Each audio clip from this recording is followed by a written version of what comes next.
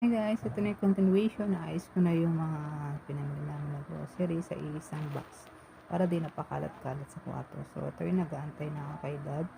Usually, patay lang yung ilaw and binubuksan ko yung ilaw dyan sa labas. Pero minsan naman, patay lahat ng ilaw. So, naantay ko lang siya kasi sabay kami magdi-dinner. So, ito yung dinner namin sa yote na may giniling. And may nagbigay din na ginataang santol na may malunggay. Sobrang sarap niyan and konti lang yung kanin ko. Ang dami ko nakain. And may nagbigay din ng mga prutas ng sones, mangga, and ng orange. So, ayan, kinabukasan, ito na yung inalmusal natin. May kanin na sobra kasi ng kagabi. And nilagyan ko ng lomi. And nagsabay na rin kasi ako ng spaghetti and nilagang itlog para sa lunch ko. So, mga alas 3 kasi ako na umaga nagising. Humihilab yung tiyan ko siguro dahil dun sa mga kinain ko mga prutas kagabi. And yan, nakatulog ulit ako ng 5 a.m. Umalis si dad, mga 7. And ito nakita ko lang ulit sa Facebook, memories. Yan, kasama ko ng dyan, mga throwback pictures namin ni dad.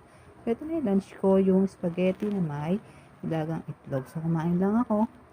And hindi ko feel magkanin.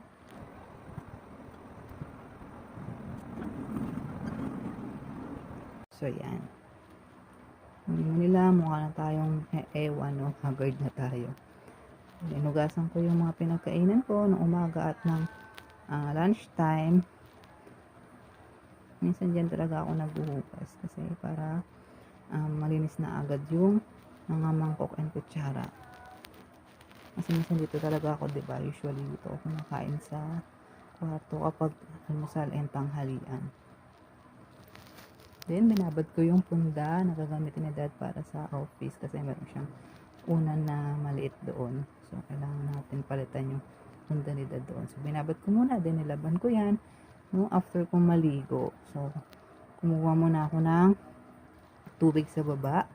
And, meron pang santol na tinda si mamang. So, kumuha rin ako.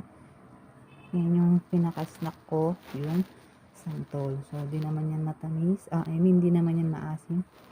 Tamis na yan. Kunti na lang tinda ni mamang na santol.